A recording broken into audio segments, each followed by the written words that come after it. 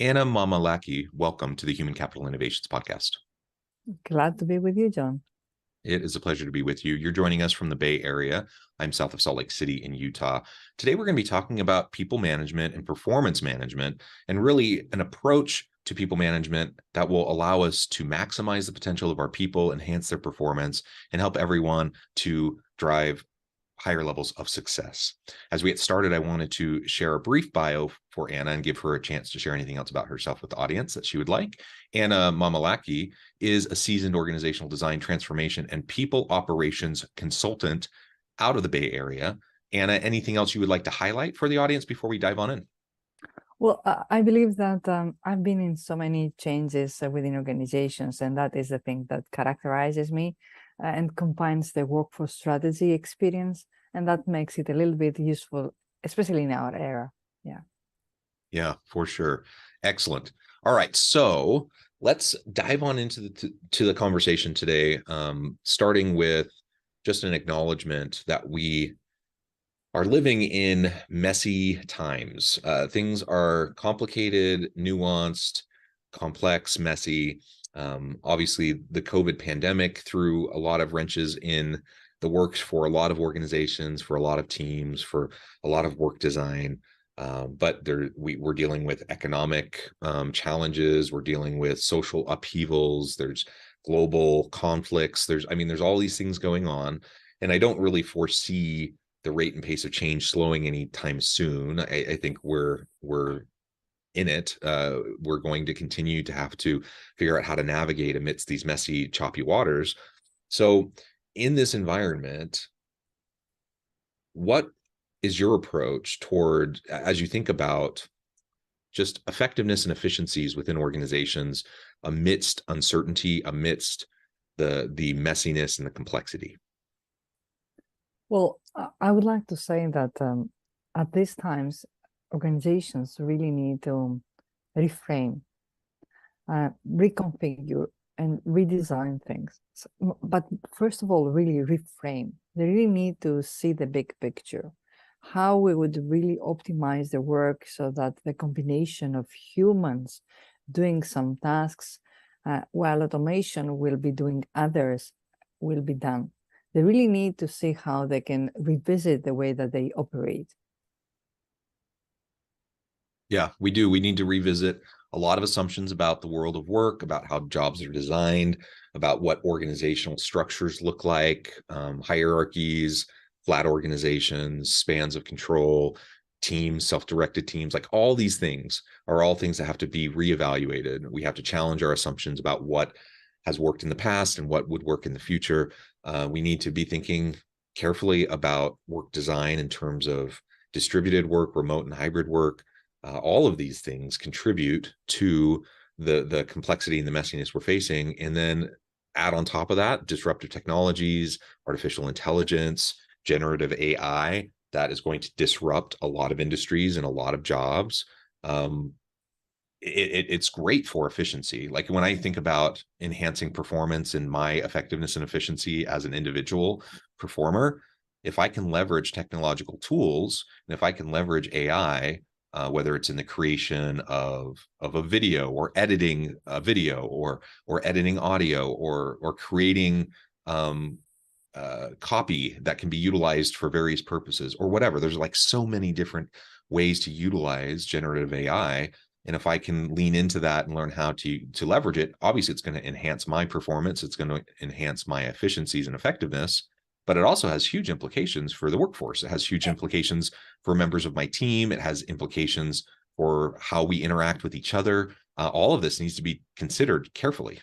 And if I may add into that, we also need to know how we're going to add that and how this is going to be reflected in the way that we proceed with our processes, in the way that we do our work every day. I've seen transformations that they embrace technology, but without reviewing how they do things. And that is a complete disaster because it's like really adding a department. It's like adding a job role without revisiting your structure, without revisiting how you operate. Because when you put automation in the picture, you really add things without restructuring how things are being done. That is a problem. And there are so many things that, as you say, that can be utilized, even robots, that they can really become our assistants, and they can do things even for employee engagement, and very well. Yeah, for sure. So automation in all of its forms is something we have to continue to grapple with. And rather than just tacking on all these technologies endlessly to our whole menu of different technological tools, we need to think carefully about how they integrate with the work that we do, how it might transform our interactions with each other, how the work is designed, how we hire, how we onboard, like all those things are connecting with and need to be fleshed out and thought through as we consider the shifting nature of work. So with all of that said, kind of as a foundational piece, I want to launch in then and really talk about your approach to people management amidst this complex, messy world, with an ultimate goal that we want to have great teams. We want to have great organizations. We want to have high performing people. How do we approach people management in this complex, messy world in such a way that we can enhance performance, enhance effectiveness and competitiveness within the team and within the marketplace, so that we can continue to drive and add value to the market? Well, I believe really culture is the king.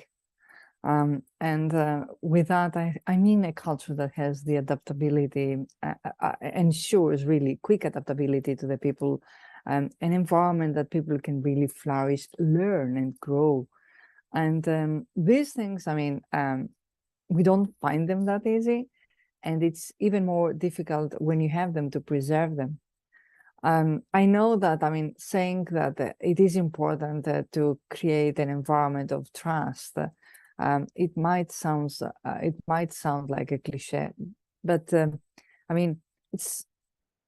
it should be everywhere. It should be evident everywhere, just like oxygen. In organizations, you don't really see it with your naked eyes, but when it's there, it's there. And there are techniques really to build and document the trust that exists within an organization. And that, I believe, is the quintessential part that organizations need to work around it and for it. We have been saying that many times, that the employees, and associates really need to know your strategy. They really need to know where the ship is going. They really need to feel that there is transparency within the organizations, and there are no hidden things, closed doors. And I don't mean closed doors, come over and tell me the problem, it's never going to be solved. I don't mean that, which happens, it happens a lot. It is also very important people to feel that they can really, they're really empowered to do their work. They can really put their hands on a problem and solve it on their own.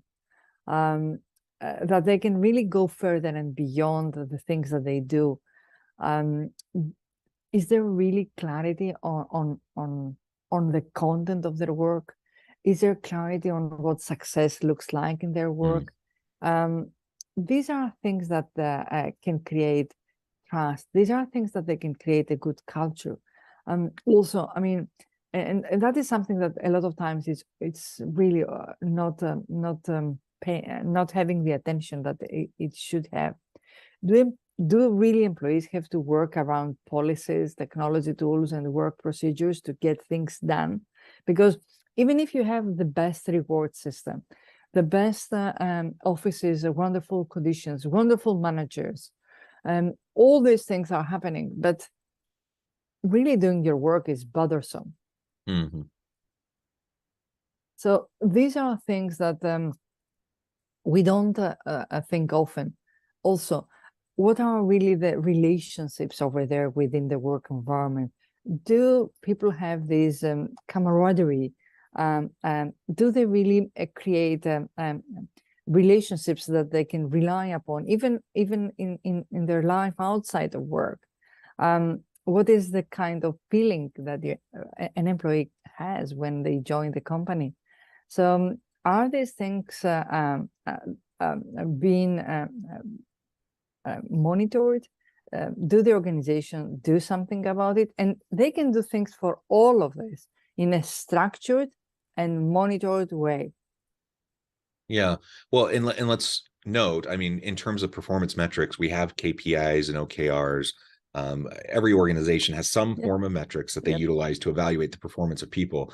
Your point is, how often are we actually paying attention to what you and I would argue would probably be the most important metrics of all, and that is around the meaning, the purpose, the relationship building, the cultural components, how we communicate with each other, some of those sorts of things. They're hard sometimes to wrap your head around how to measure them, but how are we evaluating those components from a performance management and people management perspective?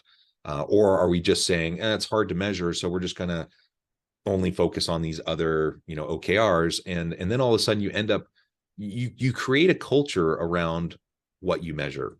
And if you're only measuring certain outputs, guess what? People are going to tend to focus on those outputs, sometimes to the detriment of the vision, the mission, the purpose, the desired culture that the leaders have in mind.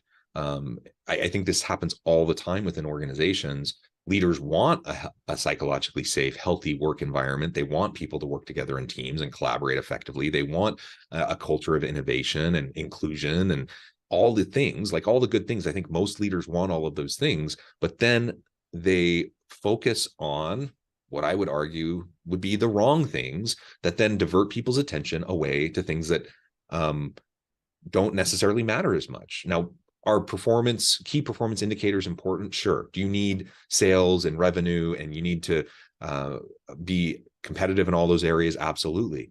But when you're taking care of your people and when you're monitoring the things that matter and helping people to achieve in the areas that matter the most, those other metrics will take care of themselves. The other performance indicators related to output, sales, those sorts of things, that will improve as a natural course of the other efforts that are happening. So we need to be careful and not shortchange ourselves because of kind of a short-sighted, short-termism approach to how we look at, quote unquote, performance management. And if I may add on that, metrics are really important. And up to now, we're talking about metrics really being set towards the strategic direction, which is so important. Otherwise, they don't take us there. Also, to be tailored very much to the needs that we have for each department, and very well to be tailored to the rewards that we're going to offer to our employees so that they become meaningful. Yet, there is one parameter that is being added, and metrics should be really tailored, most importantly, to the behaviors of the leaders, and also eventually to the people being led by the leaders. And why I say that, relying too much on the system mechanically and not really having the right and genuine interest for the people, it will not lead us to what we really want, because everything derives from having this genuine interest and care for the human being. Mm-hmm. Yeah, absolutely. And so it does, flip our approach on its head a little bit when we think about performance management. Now, nothing we're saying is rocket science or like particularly innovative or brand new. Like these are the types of things you and I have been talking about for a long time, that others in the field have been talking about for a long time. Yet most organizations, if they have any sort of meaningful, structured performance management process, and a lot don't, frankly, but if they do, then a lot of times they're focusing on things that perhaps are secondary output kind of things, as opposed to those elements that are really going to matter, like we've been discussing. So I think it's really important for anyone in the audience today to carefully consider, what does your current performance management approach look like, both in terms of the formal policies, practices, and procedures around performance management, but also the more organic, unstructured, informal types of approaches that are embedded into the culture of your organization and into your team? What are the approaches that you take to coach and mentor your people to help them maximize their potential, to empower them so they can do great stuff? What is your approach? Oh, go ahead. And if I may, John, don't really over rely on performance management system if you don't have the other systems to support it. I'm saying that, I mean, a lot of times I've seen organizations having no OKR system over there without really having everything else intact. I mean, if you really don't remove the blocks that are there for the people to do their work, how do you expect them really to achieve what is over there in the performance management system? And that's why I believe that always having a holistic approach, an organizational perspective approach, see all the enablers that are there. It's not just really that. It's not only your metrics. It's really how you operate. It's your whole operating model. What are the inputs that you put to do the work? What are the throughputs? What are the outputs? And all this transformation can really show you where the blocks are, and start then delineating the elements that can really unblock things. So start scrutinizing what are the processes around that input, what are the who are the actors, who are those involved, what is taking place, what is really needed, and emphasize those areas that you really care more about and they are strategically important. So you don't need much of a time if you do that, because you will be focused in the analysis of your blocks, and you will be focused on tackling them. Yeah, and those blockages, I mean, that really is such an important thing. I know for me personally, I'm just going to speak for myself anecdotally. Like 90% of my frustrations in the workplace, anything that is demotivating, anything that is frustrating, that just gets me riled up, it's these barriers and blockages that may have served a purpose at some point in time. They made their way into policies, practices, procedures. There's some sort of systems constraints. I get it. I get those things all exist in any organization, in any team. I get in any process or system, those things are going to exist. But so many of those things become legacies and they just self-perpetuate. And then you end up with this whole pile of stuff that just, it's not helping anybody. It's just restricting the ability to do your work. And then you spend 80% of your time trying to navigate, all of that instead of just doing the work. And so it gets so frustrating to do that. Let's as leaders, let's help clear the way for our people.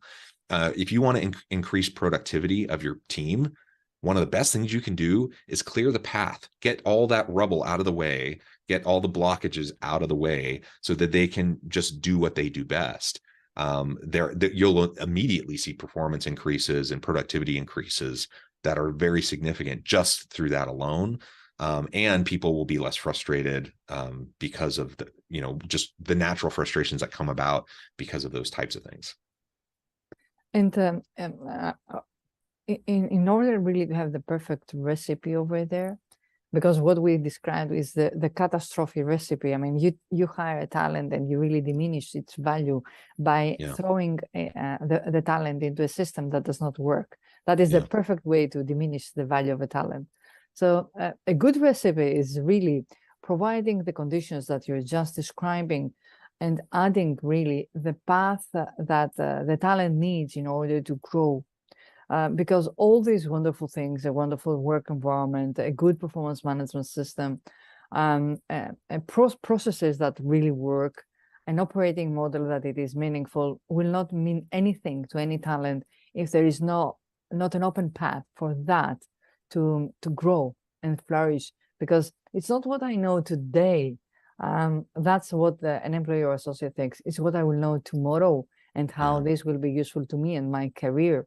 So do you have explicitly really laid out, and I'm not talking about the old thing. I mean, you're going to become that one in that many amount of years, you're going to do that one. No, I'm talking about how you offer the opportunity to people to be exposed to new skills, to new knowledge, and grow their expertise. And this expertise growth is leading to an advancement. It's been leading really to job changes.